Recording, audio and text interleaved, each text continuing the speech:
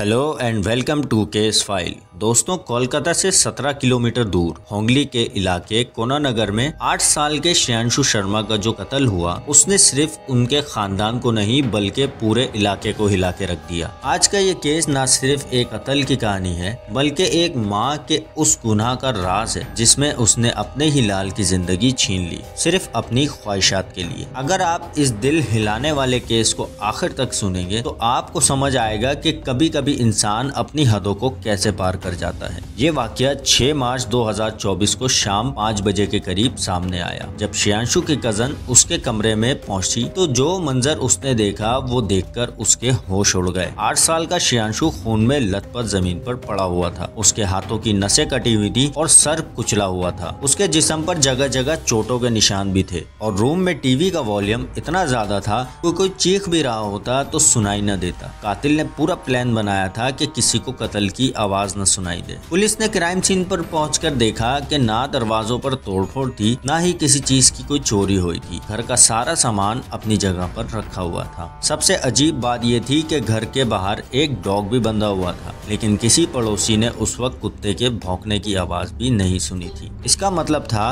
कि कातिल वो था जिसे डॉग पहचानता था। पुलिस ने सब रिलेटिव्स, फ्रेंड, पड़ोसियों के कॉल रिकॉर्ड्स और सीसीटीवी चेक किए। 2 से 4 बजे के दरमियान एक औरत गली की सीसीटीवी में नजर आई। उसने मास्क पहना हुआ था। जब ये फुटेज श्रेयांशु के पेरेंट्स को दिखाई गई तो माँ ने तो पहचानने से मना कर दिया, लेकिन श्रेयांशु के फादर पंकज ने पहचान लिया। ये औरत शांता की दोस्त इशरत परवीन थी। श्रेयांशु उसे मौसी कहकर बुलाता था। पुलिस ने शक किया कि कहीं पंकज का इशरत के साथ कोई अफेयर तो नहीं। जब पंकज की कॉल रिकॉर्ड चेक किया गया तो कुछ नहीं मिला, मगर जब इशरत का कॉल डेटा चेक हुआ तो पता चला कि वो रोजाना रात को एक नंबर से घंटों घंटों बात करती थी और वो नंबर था शांता शर्मा का, यानी श्रेयांशु की माँ का। उनके बीच व्हाट्सएप चैट्स और इमेजेस ने पुलिस के होश उड़ा दिए थे। दोनों औरतें एक दूसरे से नफसियाती तौर पर जुड़ चुकी थी। श्रेयांशु की माँ का अफेयर किसी मर्द के साथ नहीं बल्कि अपनी दोस्त इशरत के साथ था। 6 मार्च 2024 दोपहर 1 बजे से लेकर रात 8 बजे तक इशरत का फोन स्विच ऑफ था और सीसीटीवी फुटेज से ये पता चला कि वो घर वापस जाते वक्त एक गली से गुजरी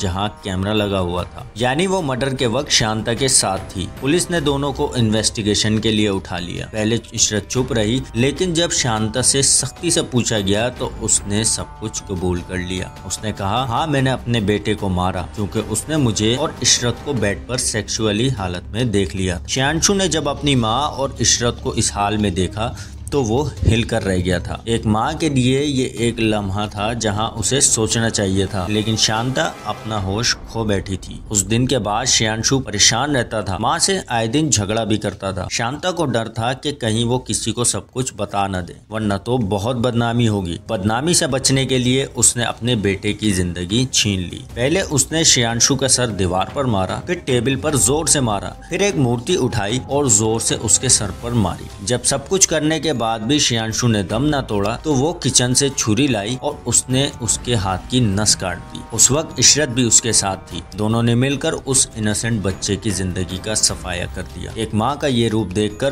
पुलिस भी हिल चुकी थी। औरत की औरत से छुपी मोहब्बत ने एक बच्चे की जिंदगी छीन ली। न इंसानियत रही न ममता। इस केस को सॉल्व करने में डॉग का भी बहुत अहम रोल था, क्योंकि डॉग उस वक्त नहीं भौंका। पुलिस को समझ आ गया था कि कातिल कोई अपना ही है और इसी तरह इशरत और शांता को सजा हो गई। अगर आपको ये रियल क्राइम स्टोरी पसंद आई हो तो वीडियो को लाइक करें, कमेंट्स करके अपना फीडबैक जरूर दें और चैनल को सब्सक्राइब कर लें। मैं मिलता हूँ अगले केस फाइल में।